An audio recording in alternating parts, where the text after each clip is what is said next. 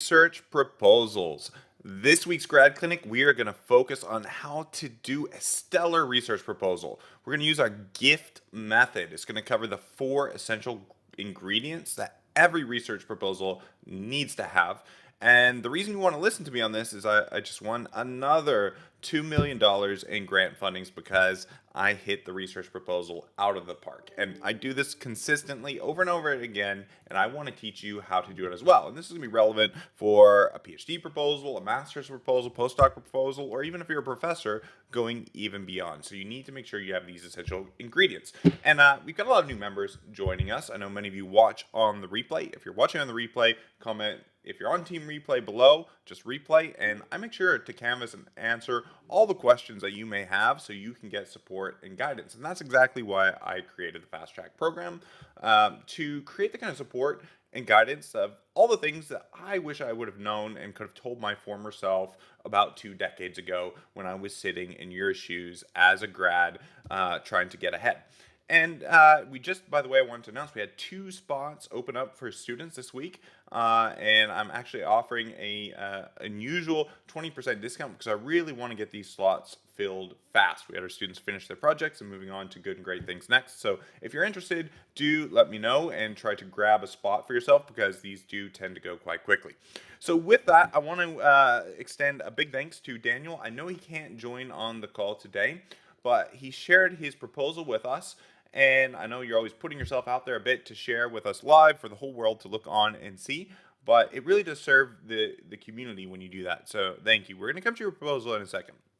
What I want to do first, though, is go ahead and share my screen and lay out this gift model for what needs to be in your research proposal for it to be super strong. And this you can even use as a checklist to make sure, maybe you're working on a proposal, to make sure that you have these components yourself. So let me go ahead, share my screen, and hope we don't have any technological snafus this time.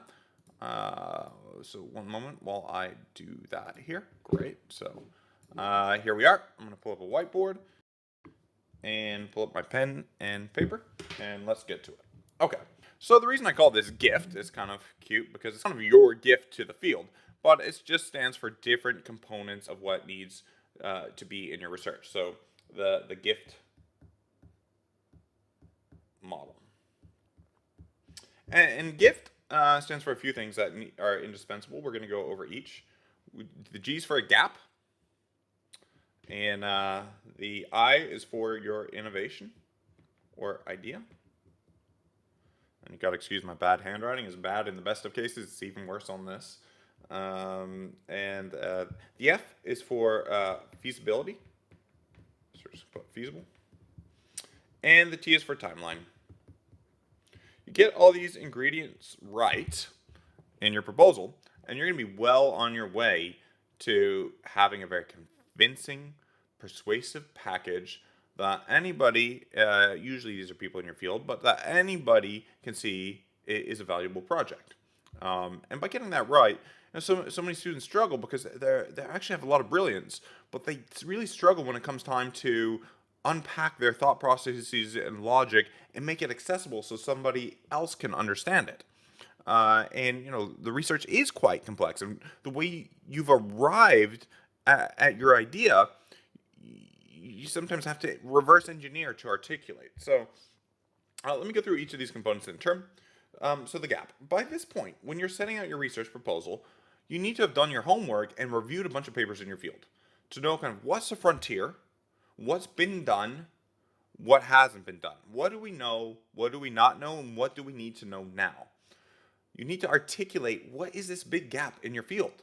And basically think of this, setting up this gap as identifying what's the big debate, why is this hot, why are we having this conversation now, and what's missing.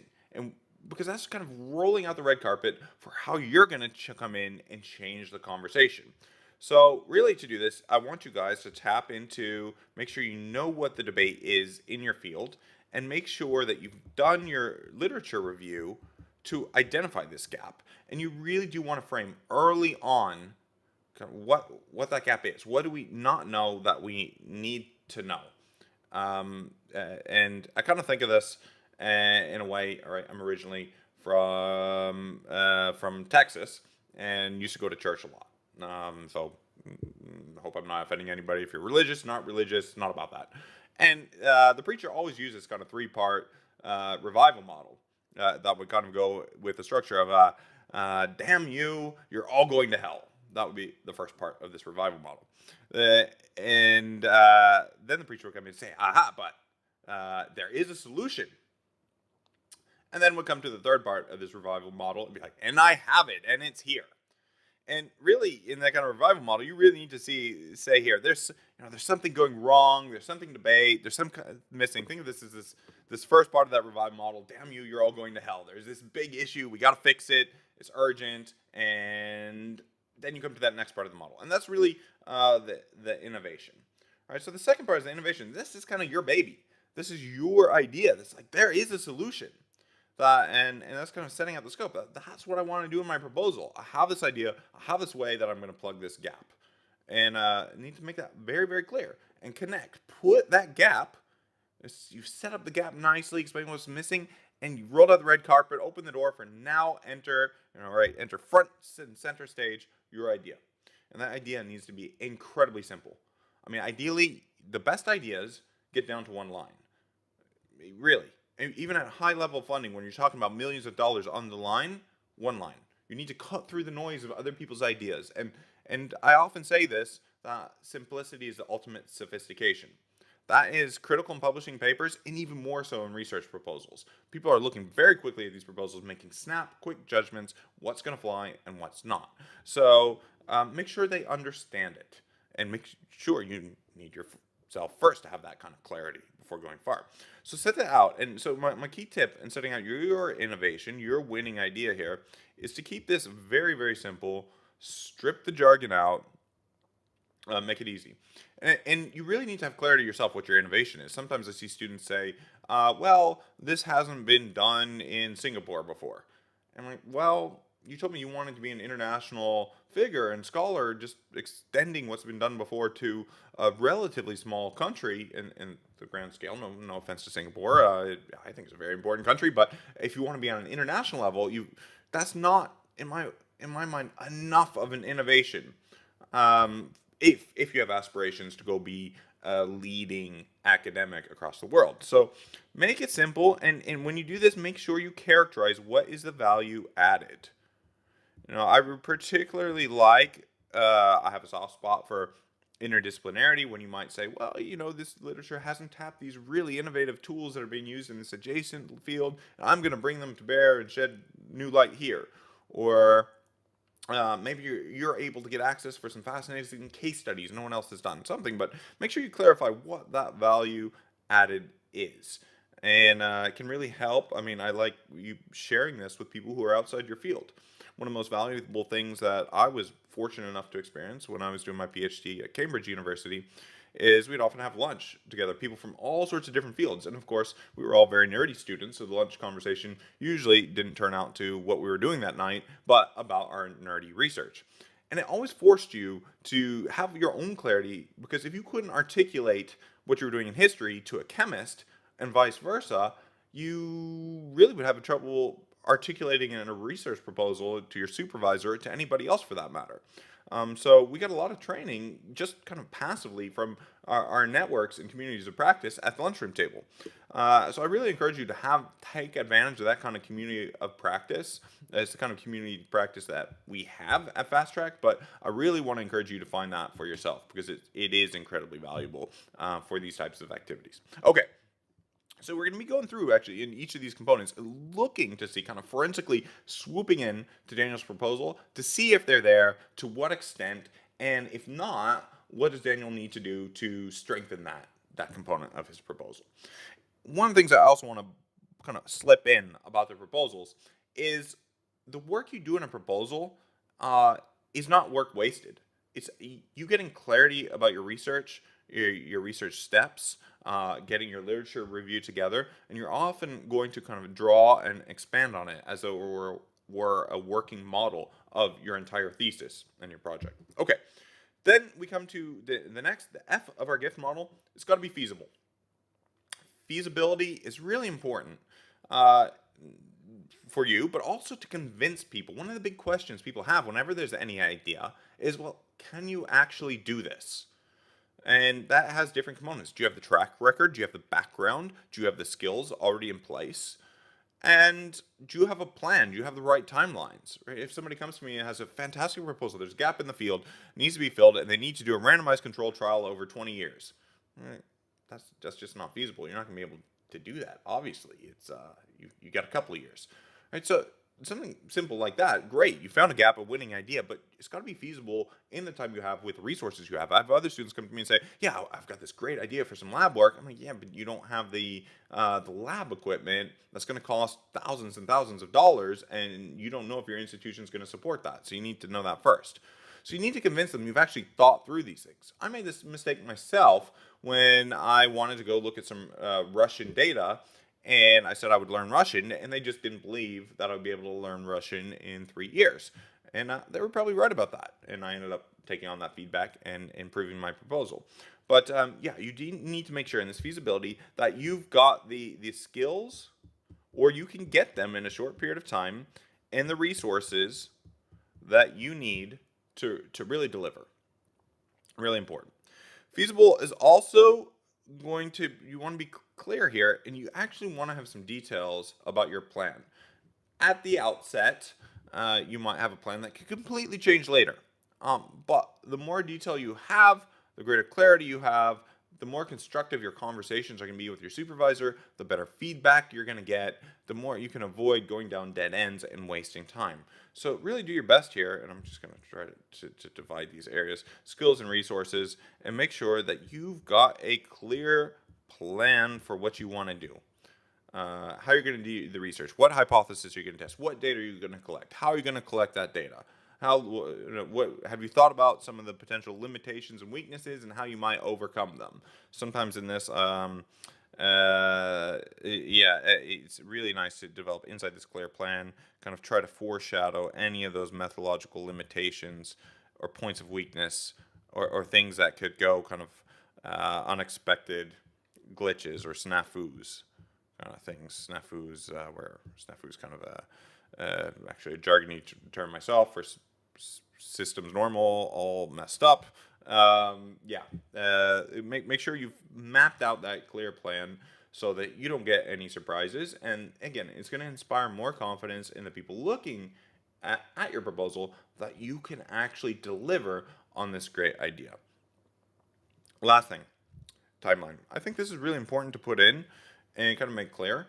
I think it's important for you to have a timeline to hold yourself accountable, and it's also important for your supervisors to see, again, playing into the feasibility, that you've mapped things out. You're not going to be that student that's in the 8th year, falling behind incessantly, creating problems for the department. You're on the ball, and you've got a clear and realistic timeline for things. I personally like doing this with a Gantt chart. It's not strictly necessary, but usually they do want to see some sense of you've realistically mapped out your timelines. In that, you need to address one of the limitations that a lot of students voiced this week. We did a poll inside the group and asked students, what are some things you're struggling with? And one of the big ones that came out was students trying to do, I'm just going to put it here, trying to do, I can't write again, I got to erase that, that's just terrible. Trying to do too much at once. Right? That is a huge one that a lot of students get into, and one of the reasons they end up getting into that is they didn't have a timeline that mapped out a clear plan that they could generally adhere to, and then they find themselves kind of scrambling, trying to do multiple things at once, not doing anything well at all. So give yourself that sense of control and map out for yourself a timeline. You're going to feel a lot better, and you're going to feel like you are not kind of getting kind of in a reactive mode, but that you're really kind of driving the ship, if that makes sense. Okay, so we're going to take this gift model and we're going to go through Daniel's proposal and look for each element of it. Now, I want to take a moment and see if there's anything in the chat. So checking in from Facebook, coming in. Great. We've got a few comments. Cool. I'm just going to move my whiteboard out of the way and go back to the research proposal. And hey, Elaine, nice to have you in the studio. Bubakar asked for more emphasis on the literature review. Okay, I'm glad you said that. Let me just add a couple notes. Let me do that before moving on. I'm really glad. Thanks for mentioning that, Bubakar. So on the literature review, right? So many of you know, I recommend doing a systematic review. Now, maybe for your proposal, you haven't done that yet. So you've got to do it kind of in a quicker, rougher, dirtier way, just to kind of hone in and find what the gap is. So for systematic literature review, we've got a fantastic, we've got an entire playlist on YouTube and a step-by-step training in the Facebook group. So Bubakar, if you haven't joined already, definitely join. You're not going to want to miss that. You're not going to find it anywhere. And it builds on the course that I've delivered at Oxford and Cambridge over many years. Our students get great results. We also have a paid version of that course, but at a very affordable price point to most students. That kind of has living worksheets that take you step by step from start to finish and make sure you do every step right before going on too far. Really getting great results. So what you need to do on the literature review, though, however, is instead, if you need to do a quick literature review, not the full-blown systematic review that you want to publish, and often at your proposal, you're at that stage. I mean, the grant that I just won for $2 million, I had done a systematic review first, so I had crystal clear clarity going in on what the gap was. Very confident, knowing the frontiers of my field, what the gaps were, where things were moving, and what to do next. For some of you who are maybe at the master's or doctoral level, you're probably not going to do that. In fact, the systematic review might be the product yourself. For many PhD students, I recommend doing systematic review as a first chapter to do that kind of thorough review. So let me just show you kind of the quick and dirty way of how I like to do that. In this case, I do like to go in and use Google Scholar because you don't need to do a replicable search. So if we're going to take a topic on, say, COVID, just say something quick, so COVID in education, I'm going to try to make sure I've got real clarity in my literature review on what is the outcome I'm looking at and what is kind of the intervention or exposure I'm looking at. And we're going to come to this and look for elements of that clarity in the research. And so maybe here's the impact of COVID on e-learning or on student outcomes. And I'll go through and I'll look for the most highly cited papers. I might sort them by date and look at what's recently coming out, what are some recent hot papers. I might click here and look for just review articles, even though that filter's not really that helpful. But I do think it's actually fine for this to look in Google Scholar, get a few main papers, and when you get those papers, just strip things out. Again, you're doing this very, very quickly and dirtily, and that's okay. Make sure you quote everything. But then we use a strip method to go from these papers. So get the title of the paper. Don't want to mess up your paper. I mean, I'm doing this even quicker. There's a more structured way, but just here you copy the title of the paper, go in the paper, and just pull out key stuff that you need to keep. And take the quotes and all. Right, okay, maybe I want to say here the motivation. Okay, this wasn't easy, so I'm just going to keep this here and get key things related to the research and the gap that I want to highlight. And maybe I'll go pull some things out about what their findings were and so forth to be able to really take that forward. So do that straight method, get maybe 10 to 15 papers in your field, line them up, and you'll already start to get a sense of what's missing. That's a fast and dirty way to do a literature review if you're not going to go down and take the systematic approach, which is what I generally recommend. You can probably do a systematic review if you follow our methods in 2 months if you're really at it full-time, start to finish, publishable paper. Okay, Abubakar, I hope that helps, but do ping in any questions you've got, and we're going to kind of scan in the literature review as we look at Daniel's paper. And do remember, it's always a good idea in defining your project. All the same principles. I'm kind of assuming you've already defined, you have an idea already, and you have clarity in your project. But I do like using our PICO model to make sure you've got a lot of clarity. I was hinting to that earlier. Let me know. Just comment PICO, and I'll make sure myself or the assistant in the group, Christine, who's fantastic, she's probably been in touch with many of you, connects you to that training. Okay, so let's pull up Daniel's proposal and take a look at what we've got. Now, I'm looking at this here. Okay, I hope you guys can all see this. I'm going to zoom in. Okay, so Daniel's a student here doing a DBA in business, so that's going to be slightly different from research proposal. This is kind of cool. They have this. I haven't looked at this. Developing effective research proposals. I don't know if that's a useful resource, but it's nice that they shared that with them. Um, we'll be covering a lot of the content there. But if somebody wants to check that out and let me know what you think, let me know. Okay.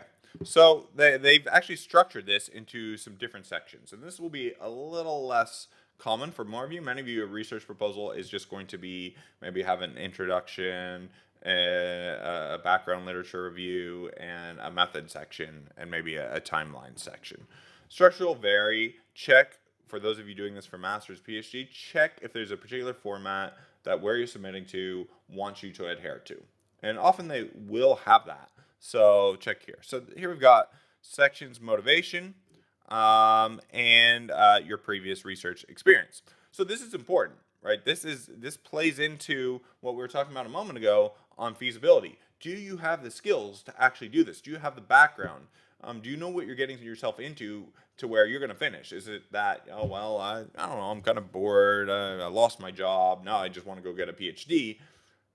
They're going to probably think of you as a flight risk that you're not going to finish, and they're going to invest time, energy in you, and you not finish. They don't want to do that. So yeah, you want to make sure in these sections, think of these sections as part of demonstrating feasibility in a way. So we'll look at that. Proposed title, we'll come back to that. There's an abstract, that's important. Keywords, introduction. Okay, so introduction is where we're going to be looking for the gap. Come back and look for the gap. That's going to be the first thing we look for. And literature review also for the gap. And also should come to, at the end of this literature review, kind of rolling out the carpet, like I said, for the big idea. So we'll be looking for that innovation, where we'll be looking for a clear statement of that innovation. And then here's a statement of the gap. That's okay to bring the gap down here. That's fine. So we'll look at the gap. Then we're going to come and try to find some information more on feasibility about the methods and design. So we've got some here. So we'll take a look at that closely. And let's see if there's anything on the timelines. So yeah, I'm missing the timelines. So definitely we'll want that to be included here. Okay, so let's go straight through and look for where the gap is. And helpfully there is a section on the gap. That's really not a bad idea in your papers, even making that crystal clear to those who are looking at your proposal. So let's look here.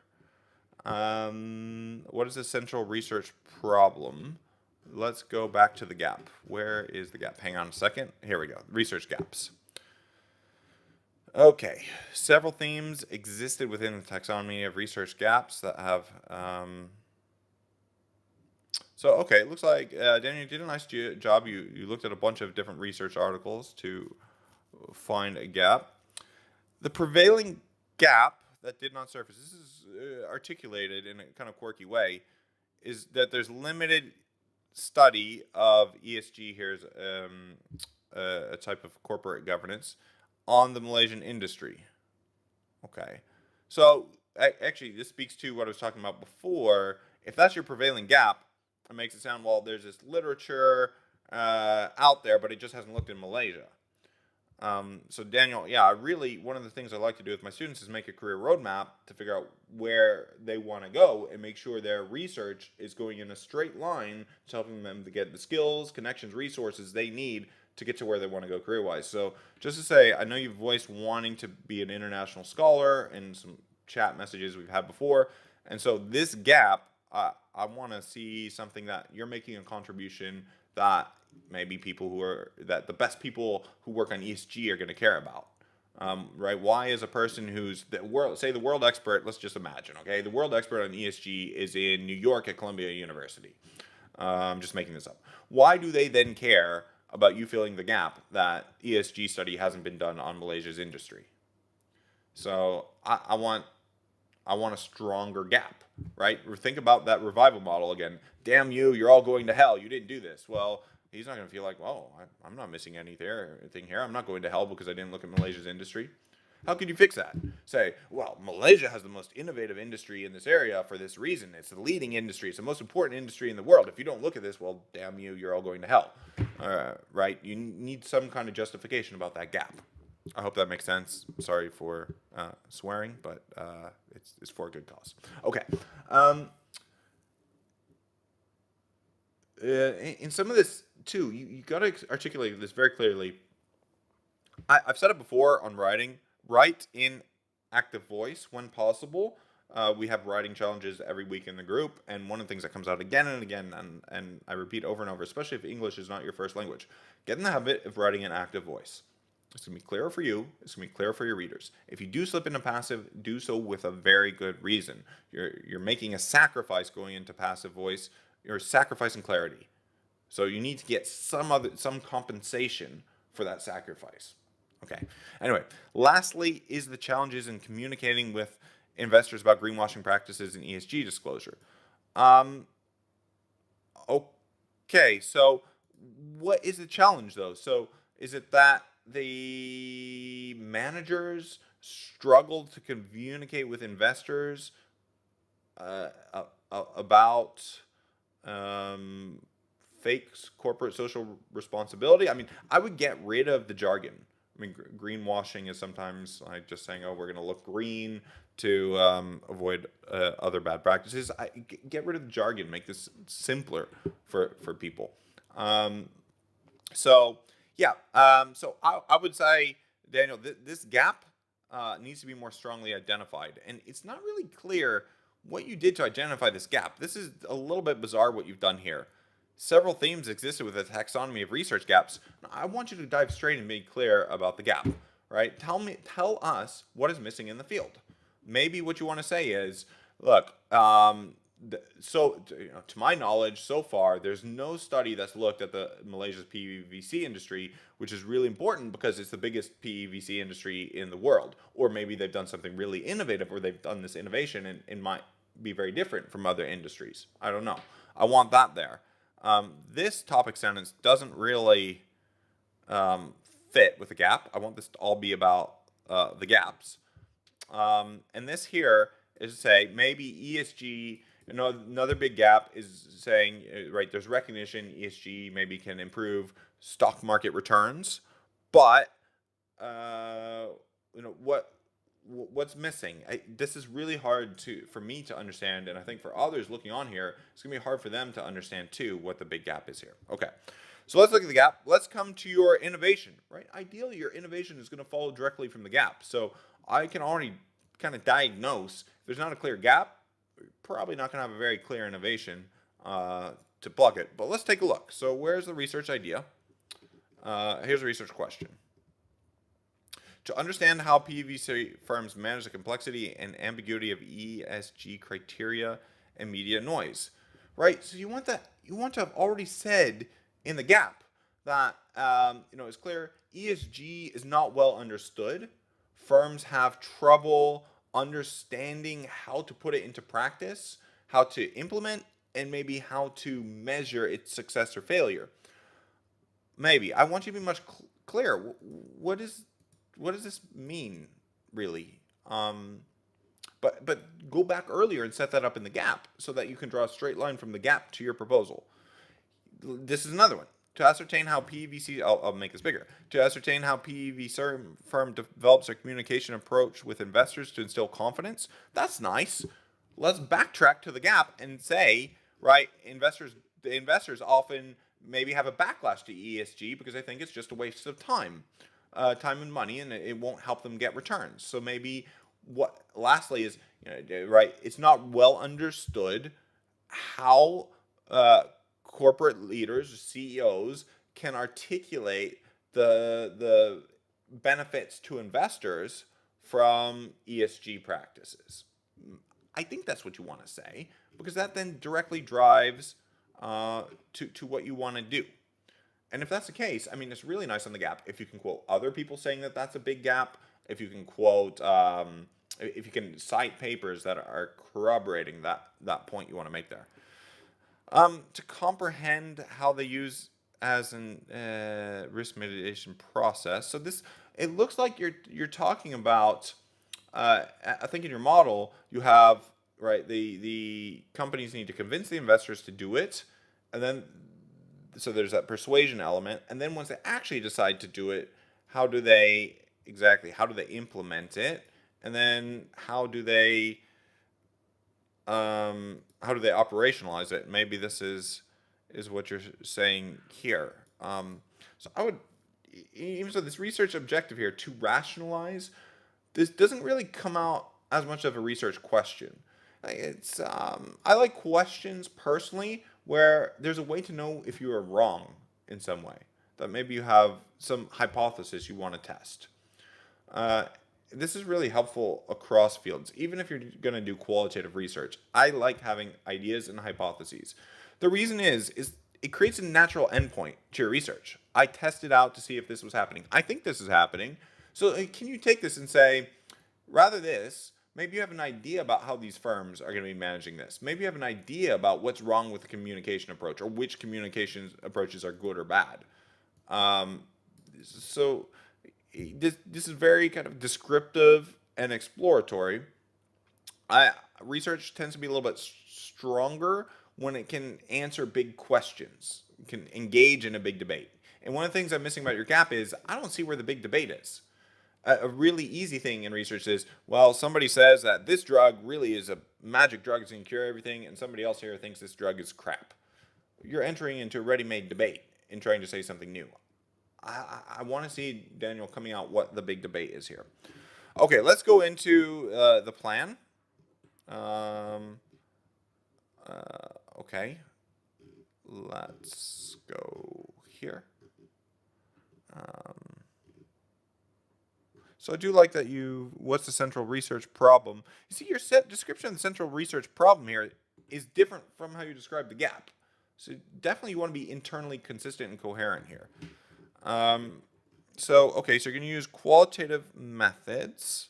So you're going to presumably interview some people. Okay, and you're talking a bit about the method. Let's just make sure. I'm looking to see if this is feasible. So when I'm looking at feasibility of qualitative methods, it's I want to see, can you actually get enough people for interview, for example. That's quite important. Okay, you're saying that the Malaysian industry is relatively small and still in infancy with 25 members. Okay, yeah, I have some concerns about banking your whole research thesis proposal for a PhD on a very small industry that's in its infancy with 25 methods. That's quite narrow and a little bit limited. So I have some real concerns about this proposal, Daniel. And again, it's not to to criticize you personally or anything, but it's just to be kind of fierce but loving and supportive and help you. So yeah, I'm concerned about the scope. But let's go into the feasibility. So it's small and you've got these members. I guess, how do you know that these members are going to want to talk to you? How do you know that you're going to be able to recruit them? Because suppose, 25, you could interview all of them, but I'm a little concerned that this is going to be able to answer your research questions. Don't you need to talk to, say, the owners of the firms, the investors, lots of different actors? So why only interview this group? Isn't that only going to give you a limited perspective? So I'm not 100% convinced that's going to answer your question. And then the numbers are quite small. So suppose you interview 6 to 8 people, you're going to really have a tough time publishing this work. So I want you to convince us about the feasibility here. And I'm a little concerned in feasibility is that, well, do you have a plan to get data that can answer your research questions? I'm not 100% convinced about that. Now, I do see you're triangulating data you're getting from other sources and sites. That's well and good, but it's not really connected here. So why is this important? I'd like to see you get the data and could show us in a very feasible way this data you're getting, the interviews you're doing, how are they going to answer your research questions? And that connection is not there. And that really, in my mind, limits my confidence in the feasibility, my confidence in your ability to actually do this. And then, as I said, I haven't seen anywhere a timeline for this. Are you starting this immediately? How long is it going to take? Are they all on holiday in August, so you're not going to be able to find them? So I don't really know. So Daniel, a big thank you for sharing this with us. I'm going to turn over and take some questions.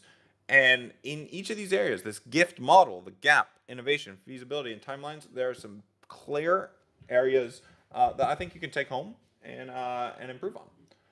So let me just stop sharing the screen and come back. Okay, guys, we have some times for questions, and we've got one here.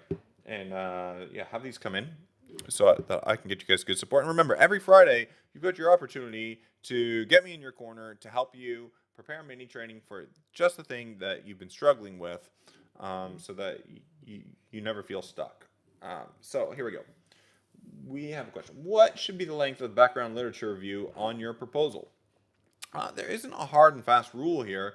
Obviously, you've got an economy of word space, and you need to budget the word space accordingly to the different sections. So if you got 2,000 words, you can't spend 1,900 on your literature review. If you had 2,000 words, though, I would say you want to spend about a good third, a good third to a quarter on the literature review. When you do that in a proposal, it's not a literature review. It's a proposal. You need to spend time proposing.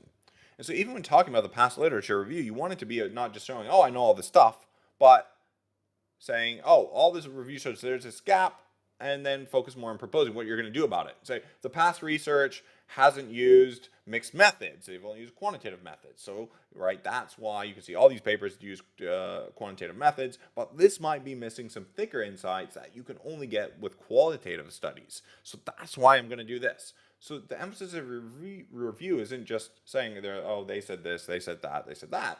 No, it's about proposing. So keep that in the back of your mind. Make sure you're always proposing.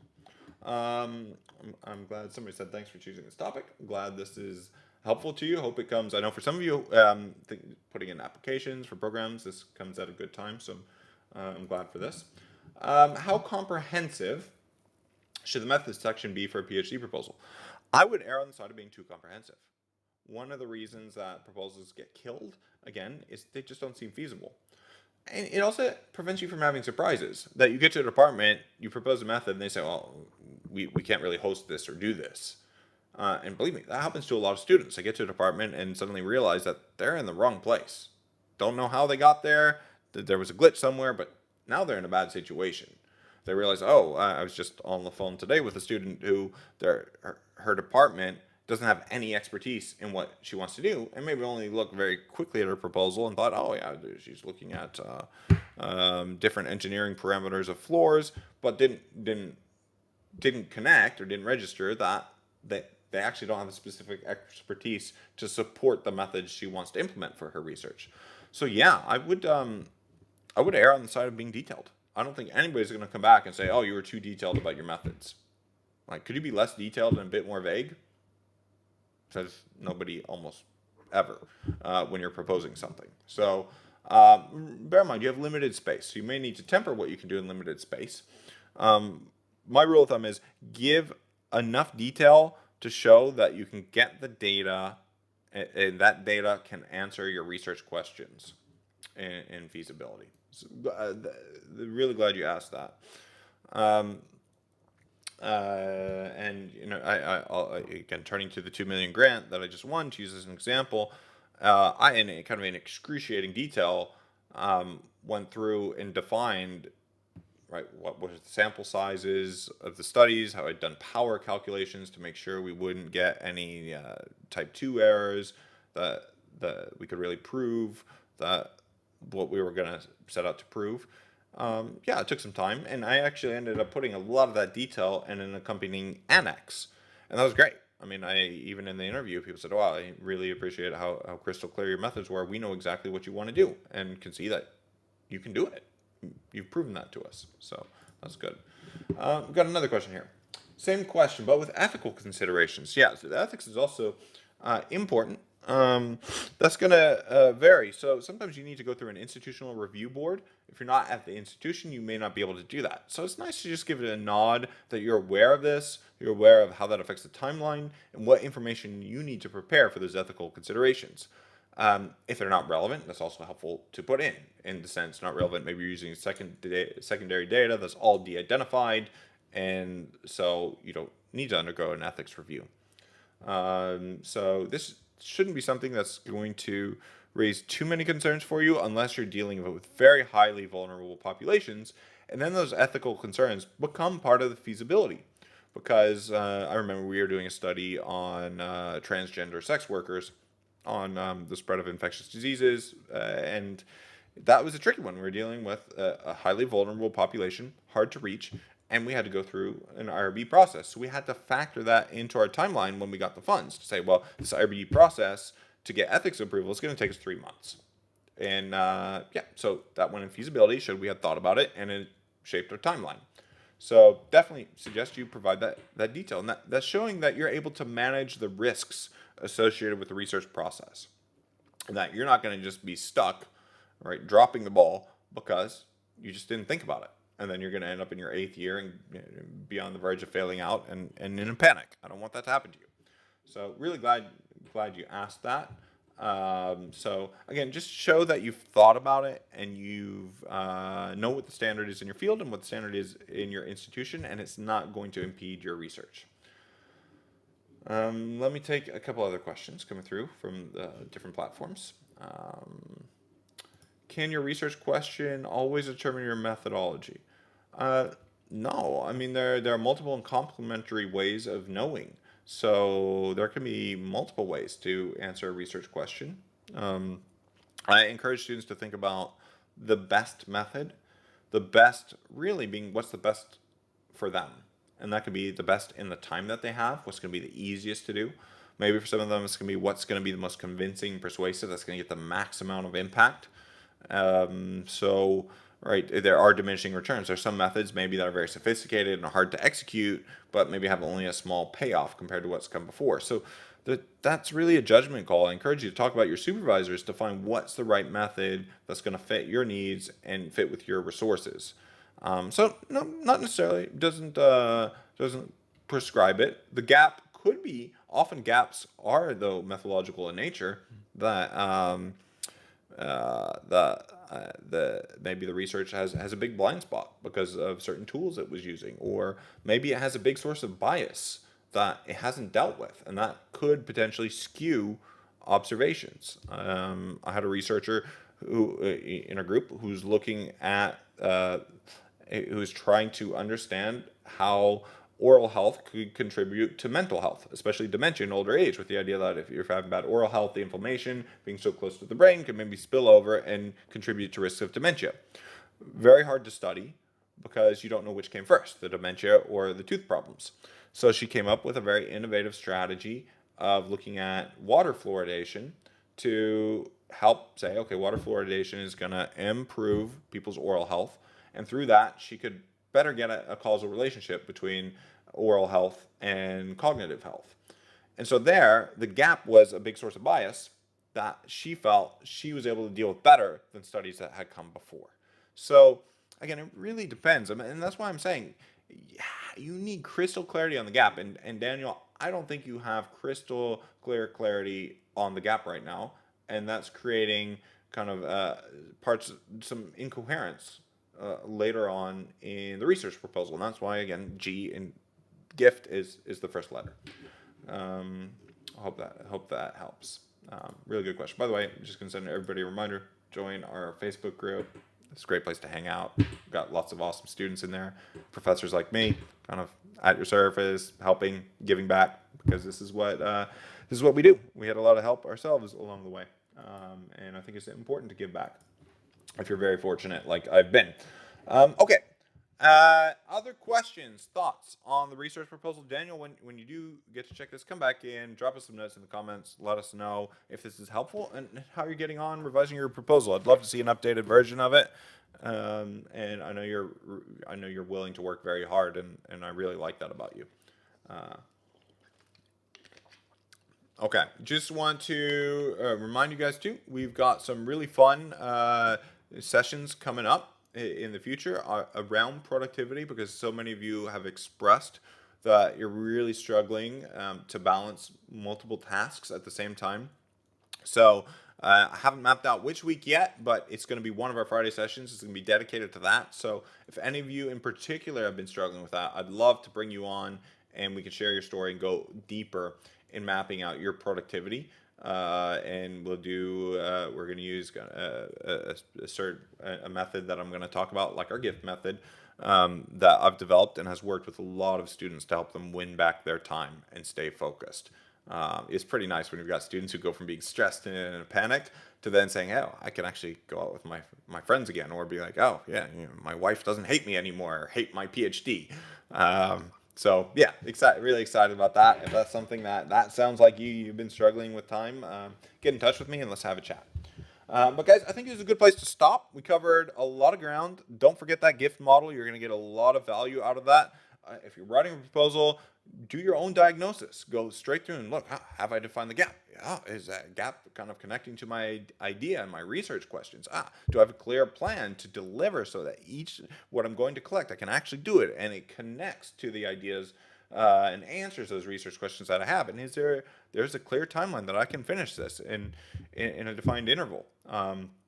Definitely make sure you've got all that together. Glad this was helpful to many of you, and I will see you guys next week, same place, same time. Do get in touch in the DMs. Love to hear from you. And remember, we got 2 slots open. And somebody's asked me if we're gonna upload the video. Absolutely, 100%. This video replay lives forever. So you'll be able to find that. It'll post to YouTube, LinkedIn, and of course the Facebook group. So definitely catch up on the replay and let us know if you're watching there. Have a good weekend, everybody. Make sure you rest up and come back fresh for Monday. We'll see you soon.